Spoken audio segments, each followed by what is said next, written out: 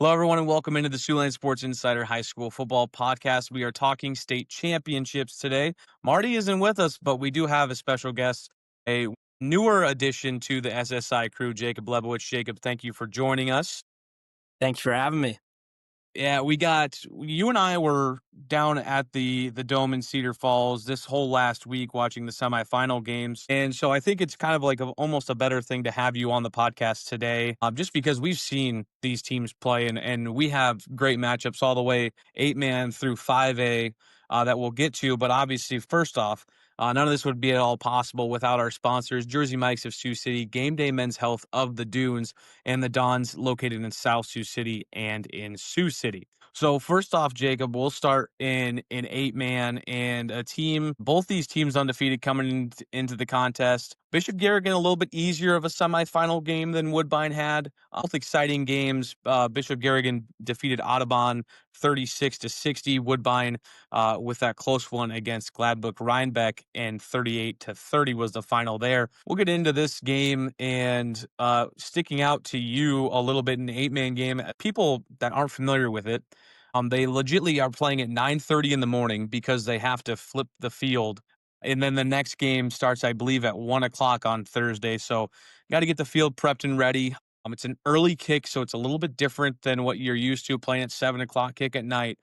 Just taking in the mindset. I mean, you're a high school kid. That's gotta mess with your psyche a little bit. Like normally we're waking up at 9:30 in the morning to get ready and have a game day or just be prepared for school. And now 9:30 is you're already an hour or so more into prep and you're getting ready to kick off. That's gotta mess with your psyche a little bit, doesn't it? Yeah, absolutely. I mean, just obviously, not a lot of high school kids speaking for myself are not morning kids. So it's going to be interesting seeing how early these kids are going to be waking up and actually getting in the mental state to be ready. It'll be interesting, and I think both these squads, we talk about 8-man a lot, and you talk about offense. Bishop Garrigan, more of a run-heavy team. They have close to 3,500 yards on the ground, and where Woodbine is the more air attack. Your West Coast offense, 2,300 yards through the air, 47 passing touchdowns. Is crazy, and they're led by their senior quarterback in Broden Pryor, and then on the other side, Bishop Garrigan and Tate Forsett. The two quarterback matchups is going to be great. I think those two are two top quarterbacks in 8-man, have a chance to win Iowa football in the class. Should be a really good one. Bishop Garrigan, every time that they've been here quite often. Woodbine, this is their first time, I think, to the championship games since the 80s or 90s. So it's been a while for the Tigers of Woodbine, but Bishop Garrigan always brings that physicality and the toughness, and they always will out tough their competition. But this Woodbine team, they got some big guys on the offense and defensive line, some guys in the secondary. I think they can match that physicality. And ultimately, what is it going to come down to give the edge to Woodbine or Bishop Garrigan, do you think? I think what it's going to come down to is looking at their previous games. Obviously both have been explosive offenses. I mean, like Woodbine's averaging like 65 plus points a game, but last week winning only by 8 in such a close game, I think that's really going to wake them up. And that's what I think Woodbine is going to win. Just with, already having that close game and close experience, I think it really wakes them up like this is another level. You're not playing your Western Iowa teams. You're not playing, these teams that I'm not saying they have an easy schedule, but you're playing the top of the top line. And with such a big stage, I think they're really going to be ready compared to Bishop Garrigan. And Bishop Garrigan, not that they didn't play a formidable opponent. Audubon's a good opponent. We just watched that game, and it felt like Audubon had a lot of mistakes, a couple missed snaps that gave Bishop Garrigan good field position, took them out of drives. I think the biggest thing for Woodbine is to match the physicality of Bishop Garrigan. I do as well have Woodbine winning, and I believe Marty does as well. To clean could be a reverse jinx. We don't know yet. But I think just to match the physicality and to not deviate from your game plan. Your game plan all year has been we're going to throw the ball. If we're going to run when we need to, our quarterback's been our dual threat option. Don't get away from that. I mean, if Bishop Garrigan wants to muddy up and dirty up the game, you still have to play your type of game. The best thing for Woodbine is it's indoors. No sloppy weather, no bad conditions. It's they talk about it every time before kickoff, a perfect kickoff temperature. no wind, nothing like that. Both these teams brought great crowds. I think the crowd's going to be awesome for 8 man as well. I just like Woodbine just a little bit more just because of their offensive firepower and explosion. To where if they find themselves behind or they find themselves in a tie game and with little to no time left in the game, they're able to drive down the field quicker and score maybe what could be the go ahead touchdown at the end. But I like Woodbine in this game. Yeah. We will Yeah. we'll jump right in and we're gonna fire through these. MMCRU St. Ansgar, good one there. So MMCRU comes back with their win against West Sioux that they played in week 6, I believe, week 6 or 7. Gosh, of I did it to myself. I didn't mean to. And they won 7-14. So it was a really low scoring game. I thought it would be a lot higher scoring. When we went into this game, it wasn't going to be MMCRU's offense was going to be a struggle because they've been on like key the entire year. Eli Harpernall has done a great job. It was how their defense was going to respond because West Sioux, that offense is really good.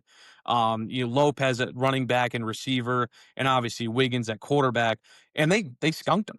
28-0 on the one side, and then you go to the other side with Wapsie Valley and St. Ansgar, and Wapsie Valley, another high-powered offense. And that final was 31-7. So I think in this game, although we have two talented offenses in Class A, it's going to be the defenses again that we're going to have to talk about. And I think this is a game that's lower scoring. I think it's a game that might favor MMCRU.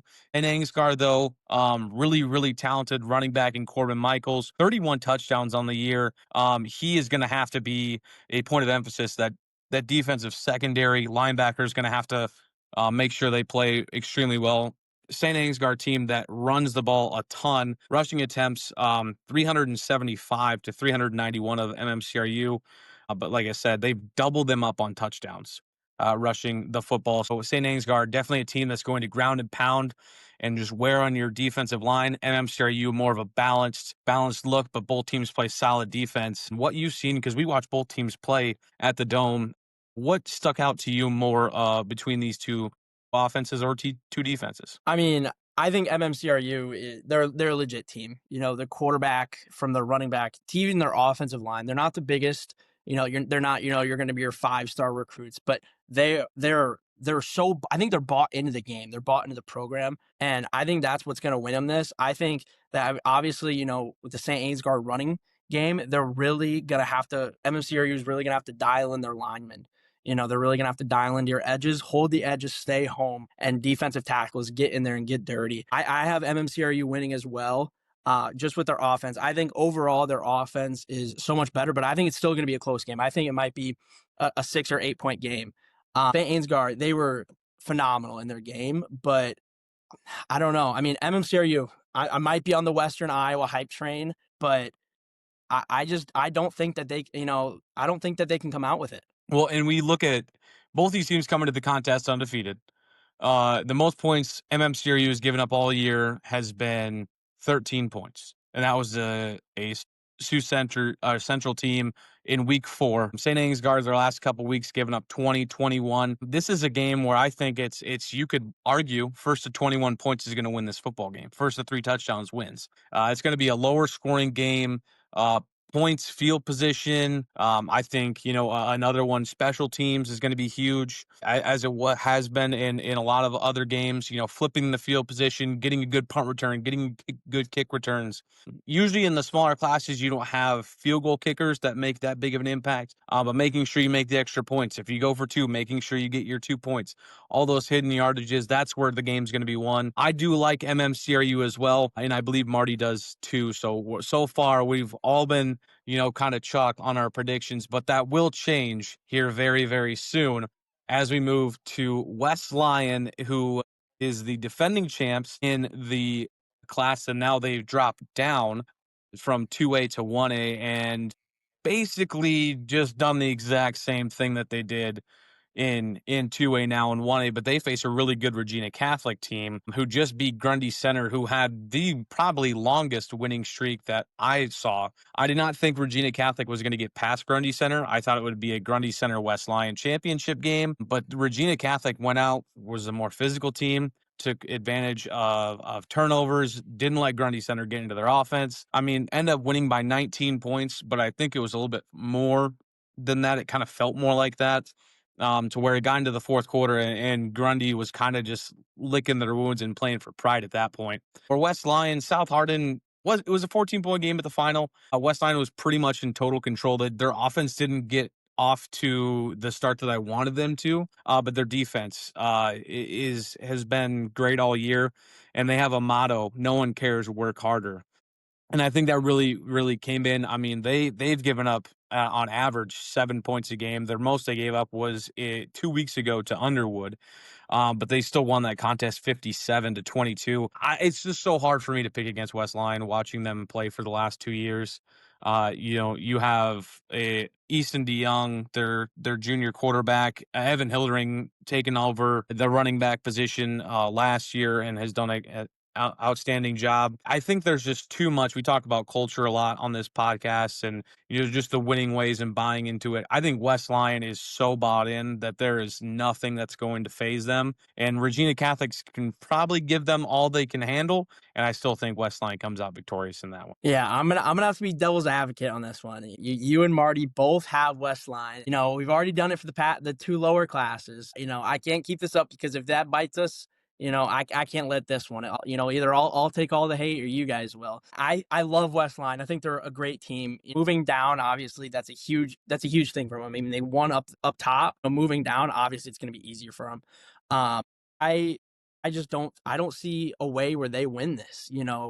I think it's going to be such a close game, but I think West Line is going to lose in the passing game. I think they have the ability to, but I think that they're not going to be able to defend the passing game. I think that West Line, I think it's going to be once they get to 14-0, it's going to be up by 2 touchdowns. I think that's game. So whoever gets to 2 touchdowns first, I think that's going to be the decider of the game. You got a team that and neither team throws the ball a ton.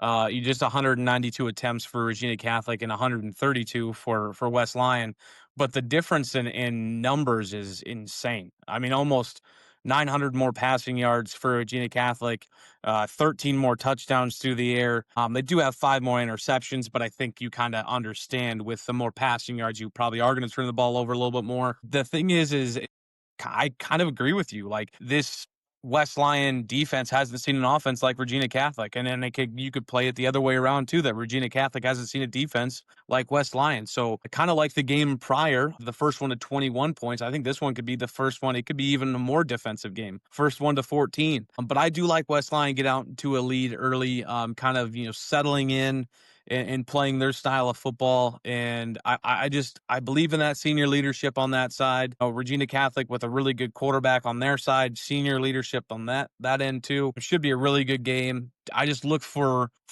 West Lion to settle in, get a turnover maybe that might decide the game late in the third, early fourth quarter. That will really change the trajectory of how that game's going. I like West Lion. Marty likes West Lion. You, on the other hand, are Regina Catholic. So thank you for breaking that curse or whatever it might be against us. Next one, Van Meter. And I tell you what, the running game that Van Meter had in their game against Osage was big. Osage comes out, honestly, on our drive there, Jake, boring. It was so boring. Like we were literally like, hey, they're not going to score until we get there. Osage goes with a deep ball over, and they score, and they make it 6-0 before half. And then Van Meter, Christian Williams had himself a great game. He scored, I believe, both their touchdowns for Van Meter.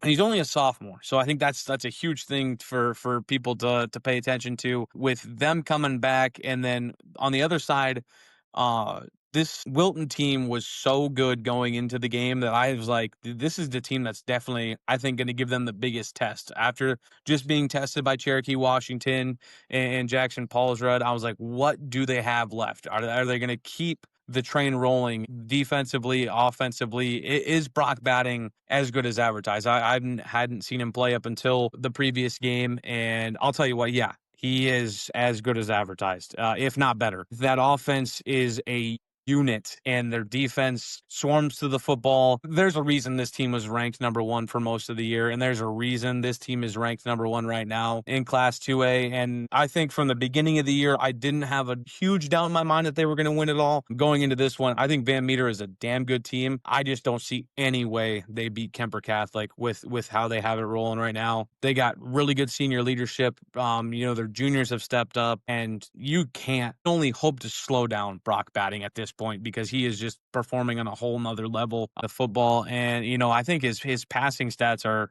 crazy. His completion percentage is just bonkers. It's over 75%, I believe, and nearing 3,000 yards, 36 touchdowns through the air. He's also can show off with his legs a little bit. He scored 3 touchdowns on the ground as well. It's too good of an offense for me to pick against. I think Van Meter's a really good team, like I said, but you just can't stop Kemper Catholic, and they can try to limit them, but I don't think it's going to be enough. No, I mean, I agree with you. I mean, I think about 98% of the state is on the Kemper hype train. The talent and depth on that team is ridiculous. Van Meter, I think if they want to win and if they even have a chance, which I personally I don't really see how they do, but they have to establish the run game the second they get the ball. If they start with the ball or they get it second, once they establish that run game, I mean, like you said, that running back goes. Like, once he gets his foot settled, he's gone. So I think that's a way that they can win. But Kemper with their passing game, and like you can't stop it. I mean, the reason why they're number one, the reason why they've been number one for nearly the entire season,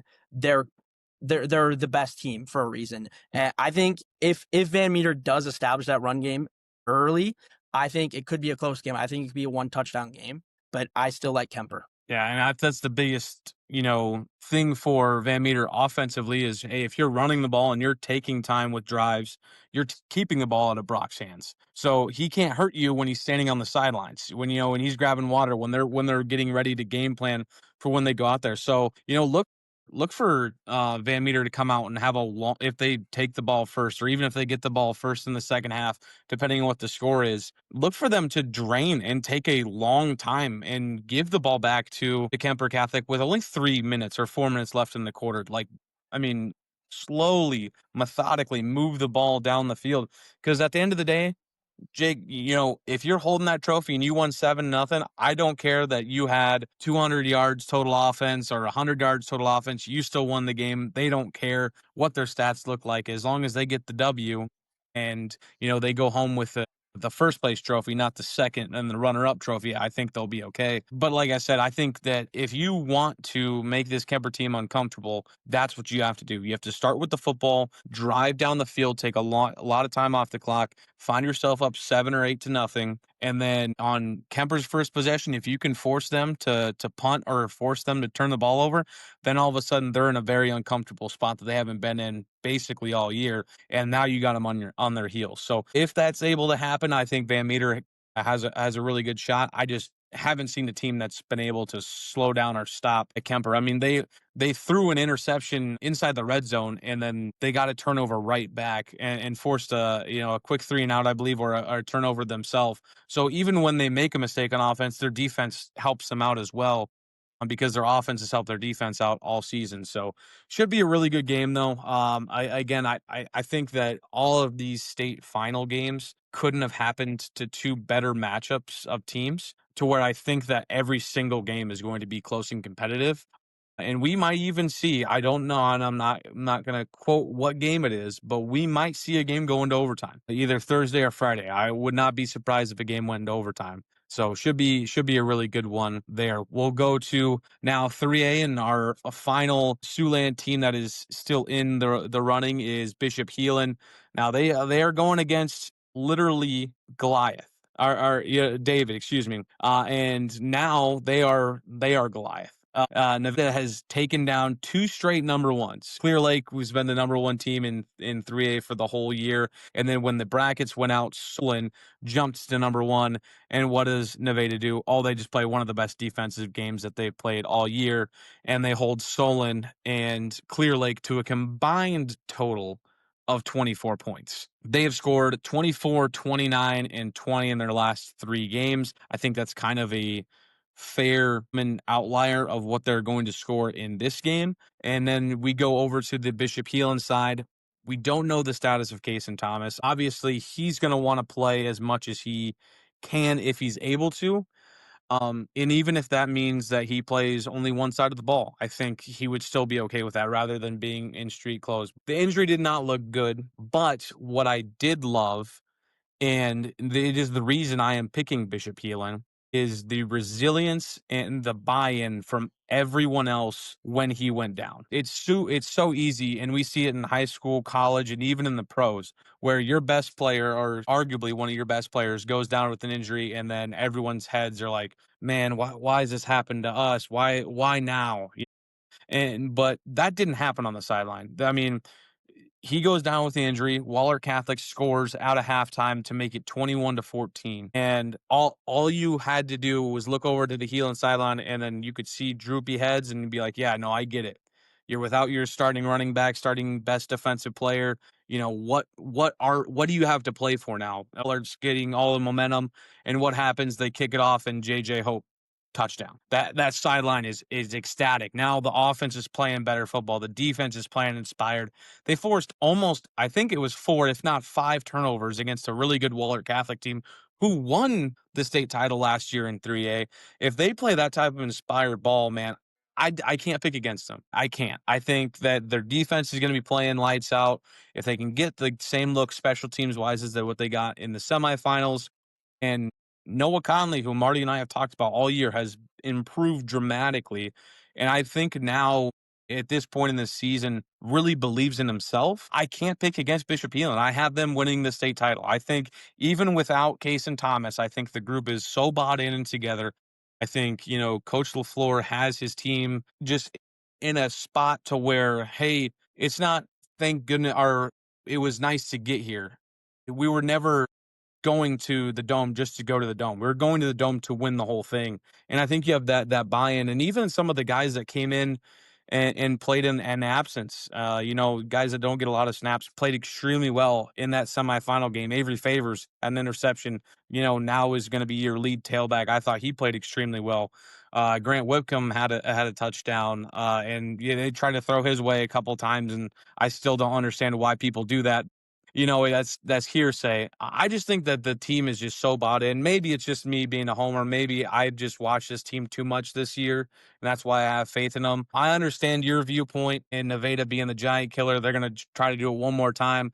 I just hope that Heelan has one more play that's better than Nevada and is able to beat the Cubs in this one. Trust me, I would love. I mean, you know this too. I would love to pick Heelan, but like I said to you, I can't hold myself to pick against a team that has knocked off 2 consecutive number 1 seeds. You know, I think Heelan's great. I mean, JJ Hope stepped up.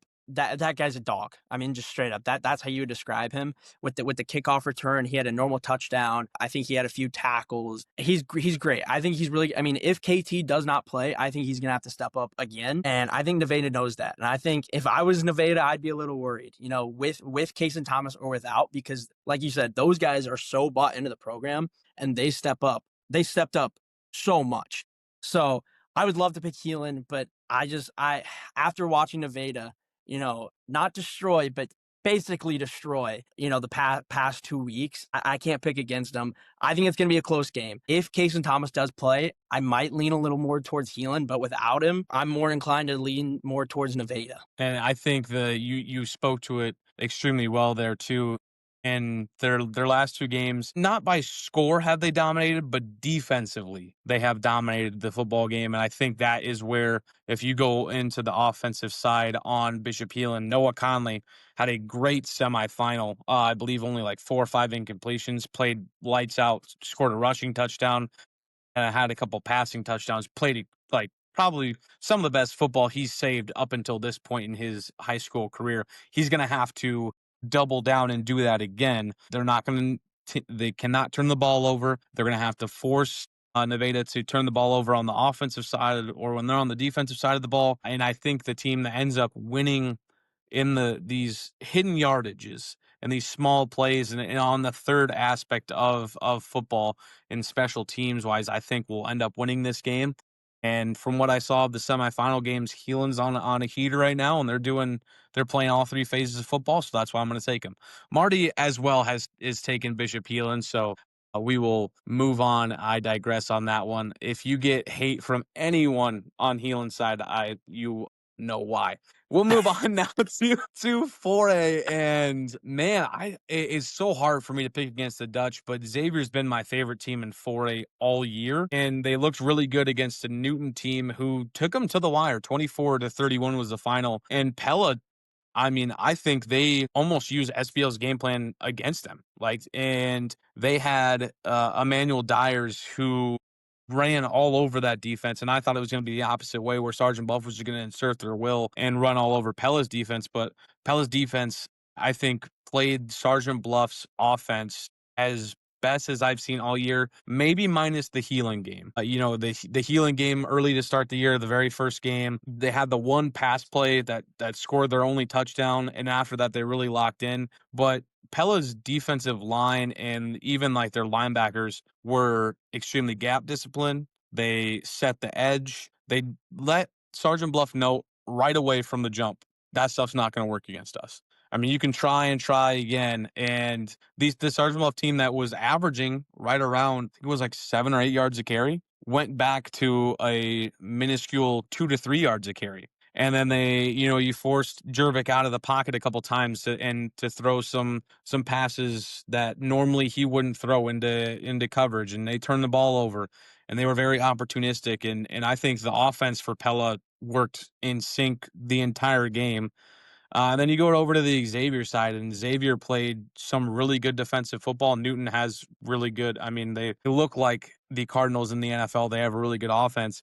And I think that their defense is going to be enough to hold them to a win in this one. But Manning and Dyers, the two seniors on Pella's backfield, really hard to stop. It's going to be a lot of the defensive side for Xavier. Bo Moreau, I got snapped a photo of him when we were at the game, big number 44. He's going to have to play a really big game, especially not only just in the run and stopping Dyers if he goes from side to side or even up the middle, but also if they go into pass and he drops back into coverage, they're going to have to do a really good job. The thing is these teams on paper are almost stupidly identical. Like they run the ball. If I told you one team had 400 rushing attempts, the other team had 404, and the difference in yardage on the 4 rushing attempts was 300 more yards, you'd probably be like, oh, okay, so that's Pella. No. So on the Xavier side, so Xavier's ran for 300 more yards. They've passed for 400 more yards on less attempts. So this offense moves and is so precise moving the football that they can sit back defensively and go, we know our offense is going to be able to move the ball down the field. We can make a mistake or two on the defensive side and kind of hunt after those footballs, go after a strip of Emmanuel Dyers rather than wrap up. Probably will be a mistake. I'm not going to lie to you because he is a very tough runner to take down.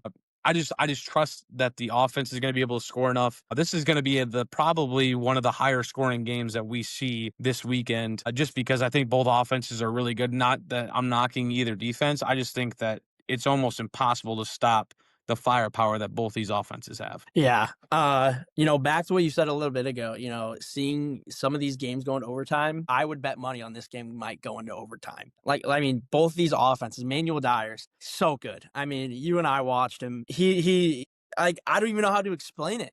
I mean, I watched him drag 5 guys into the end zone.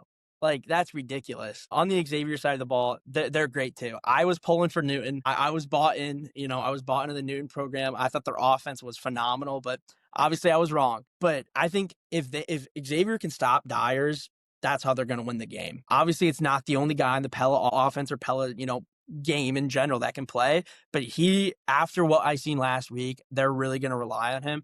And I think if Xavier can hold them to, 3 yards, 5 yards, maybe even 6 yards a carry, to start off the game and not let him get those 40-yard runs, those 20-yard runs. Because if he starts the game off with getting a 20-yard run, it's game. So I think Xavier's really going to have to ground and pound and make sure, don't let him up the gap, but also don't let him swing out. So that D-line, they're really going to have to, dial in, like hold your edges, and don't let him get up because, that guy can shoot the A gap. And that guy can go around you. Like I said, he's good. He's really good. But, I got to be the odd one out in the group again. And I got to take Pella. I got to take the Dutch. All right, you got the Dutch winning again. I mean, if they do, what a start to 2025 for the Dutch, and I guess technically it would be the end for the Dutch. They won in baseball. They had a really good volleyball team. Now their football team is a win away from almost three straight titles in the state there. So it should be a really good one. Then the final one in the 5A matchup, and both these teams come in with one loss. They Liberty wasn't able to avenge the loss to Johnston early in the season, 27-24. But Dowling, obviously on the turnaround is fair play, was able to beat Valley. And a crazy stat with that one is every time Dowling and Valley in the last 4 or 5 years have played in the regular season, whoever wins the regular season matchup loses the postseason matchup. And it stays true to this one. Dowling lost their opener 19-20 and wins 14-10 in the game that was, I mean, such a rivalry game. And it was so, I think there were both teams, there were sides, both sides that had said some things extracurricular. There's a lot of bitterness between those two teams. It felt like a game that where if you're on the other side in Iowa City Liberty, you're like, yes, please let that happen. Let you just let that game take everything out of you so you have nothing left in the tank to come to play us next week. And Iowa State Liberty pretty much, I mean, Walking Northwest for the longest time I thought was going to be the team to win it all. They were solid. After their loss to Waukee, I was kind of a little bit shaky on them, but knew they had a really good offense. Obviously running backs going to Iowa. I knew they had a good team. Liberty took them completely out of the game. The won 15-31. This is just a game that's just so weird. Another stat too that you and I both saw is Iowa City Liberty's been a team for 8 years. Dowling has 10 state titles. So it's a team that's been there, done that, and a team that is just trying to find out what they're going to be going up against each other. I think it could go either way. I think if you're picking Iowa City Liberty, I think you look at that last game against Valley and go, hopefully they exerted everything they could into that game and are just so physically and mentally exhausted from that they're not ready for what we have for them. And on the other side, if you're going for Dowling, I think you go, they've never been here before. They don't know what they're up against. We're going to go do our business. We're going to go get another banner. We're going to go hang that in the gym. We're going to take home the trophy that we deserve. And I think they do. I know you guys are on the opposite side that I'm on. I just think Dowling offensive line and defensive line are massive. And I think that's where they dictate how the game goes. They're able to push and lean on, really good defensive lines. They leaned on Valley's defensive line towards the end of the game and really asserted their will. I do want Dowling to win the turnover battle to be able to win this game, though. Take care of the football. Don't turn the ball over at all. These are two really good offenses that, limit mistakes. So if you're able to find one defensively to get either a fumble, a strip sack, an interception, anything like that, make sure you definitely do so because that will be the turning point in the game. I just think that Dowling up front, their big boys, help them out and give them just a slight edge over Iowa City Liberty. Yeah, yet another one. I'm against you on this one. Iowa City Hey, Liberty. I Marty have is been too. Marty is too. I'm the that's only true. one on the I'm Dowling not the side. only one. I'm not the only one this time. I don't know though. I could easily lean either way, but I've been bought into the Liberty for so long. I think that their offense is amazing. Obviously, the size comparison does worry me a little bit. I mean, Dowling, they're huge. I mean, they like you got a lot of guys on the offensive and defensive line that are going places, and going back to that stat, Liberty's been here for 8 years as a school, and they've only been here for so long. And Dowling has more state championships than Liberty's ever existed. So I don't know, but I think I gotta ride on my hype train of the Lightning. I think the key for them to winning though is the passing. I think they get 200, 225, 250 plus passing yards. I think that's how they're going to win. The turnover battle is going to be huge. They got to if they lose in the turnover battle, they're losing the game. They at least got to stay even, or obviously everyone wants to win the turnover battle. But if they don't stay even with them in the turnover battle, I think Dowling wins it, but I got to ride with the Lightning. Yeah, and you'll go. We talk about this the powerhouse that these offenses are. We'll run through some stats here real quick. Iowa City Liberty 2,552 passing yards to Dowling's 2,367. Iowa City Liberty with 25 passing touchdowns, Dowling with 26.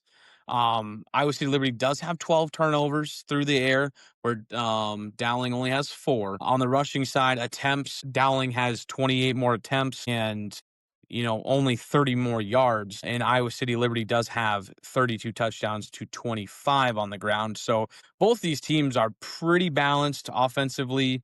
They don't pass a lot more than they run. They don't run a lot more than they pass. And they've scored respectively the same amount of touchdowns. I think just the biggest thing when you look at it is when you go up against the bigger competition in the offense and defensive line, when is that team that's smaller, when are they going to struggle? Are they going to struggle? And I think that is mainly one of the reasons I did pick Dowling, is because I do think that, offensively they can, in pass protection, they're solid. I think in running the ball, Ian Middleton had a really good semifinal game. I think he's going to have another one. And you look at Iowa City Liberty, their dual threat quarterback is their leading rusher. I mean, he did 160 attempts, so it's not like he's the leading rusher and he's only ran the ball a couple times. I mean, he's still on 160 attempts, nearing 1,000 yards rushing and 14 touchdowns. So he is very good at the dual threat ability. I think that'll be a big thing for Dowling, is if he does escape the pocket, making sure that you have either a spy or someone that isn't in that far secondary level that's going to have to leave their assignment, because when that happens, Reese can just stop, pop it over the top, and Iowa City is running in for a touchdown, just like how they scored, I believe, their last touchdown against Joaquin Northwest. Ran it to the outside. Running back or tight end ran a wheel, little pop pass over the top. Literally no one there. Easiest touchdown they've had probably of the season. So I think, playing discipline in your zone or man coverage for Dowling is going to be huge, and just making sure Reese doesn't beat you both ways. If he beats you with his legs, so be it. If he beats you throwing it through the air, so be it. But don't let him beat you both ways, because then I think Dowling could be in a lot of trouble. Yeah, absolutely. You basically just took the words out of my mouth. I mean, going down to the stats games, I mean, you could obviously, we can get nitpicky. I mean, we could sit here for the next 2 hours saying, oh well, they have this, they have this. But turnover is going to be a huge thing, and limiting, beat him in the passing or beat him in the rushing. He has to pick one. Don't let him have both. Yeah, it should be very interesting. That is the capper on Friday at 7. So the game's a little bit different. Thursday is jam-packed. Obviously, there's a little bit of gap in between 8-man starting and then the next game. And then on Friday, 2 early games, and then there's about a 2 or 3 hour window in between the 5A game starting. So everyone will get everything kind of ready. We'll let all the 5A fans come in, pack that place. And then hopefully the nightcap should be, and hopefully is, the best game of the weekend. But I'm just excited to be able to cover championship football. I'm very sad that it is the end of our football season, as we will move right into basketball season after this. But, Jakob, obviously a newer addition to the SSI's team. Instagram is Lebby Media. Twitter handle as well is what again? Jakob Lebowitz, just my name. Just the name. Okay. So, Yep. and throughout the season, you've done a lot of live tweeting for us at different games that Marty and I weren't able to attend. You've been an awesome addition, so far. And if anyone follows on, obviously, a lot of you follow our Instagram page. All the graphics are because of Jakob. Marty and I are not, at all talented enough to do any of that stuff. So we get paid, quote unquote, to sit here and make bad takes. So that's what Marty and I do. Jake is the leader of the social graphics and stuff. Also a really, really talented photographer. So happy to have him on as well. And, maybe this transitions into a little bit more of a thing. And, we follow basketball and we follow baseball, and it goes right back into football next year. But just kind of crazy to think that the 2025 season after Friday is over officially for football. But it's been a great year. Again, I can't thank enough of the local teams that have made it worthwhile for Marty, myself, Jakob, to cover. We met a lot of new faces on a lot of football teams, talked to a lot of coaches, and this year felt special for a lot of reasons. And we just hope that keeps growing and continuing to do so. Again, thank you to our sponsors for making this all possible: Jersey Mike's of Sioux City, Game Day Men's Health of the Dunes, and the Dons in South Sioux City and Sioux City. Well, Jake, next time we see each other, we'll be on the road to Cedar Falls. I believe that's tomorrow, if you can believe that or not. Yep. And we'll get in some good football games, and then after that, next time we're on the podcast will be for hoop season. So appreciate you tuning in, guys, and we will see you for hoops coming up in 2025-26.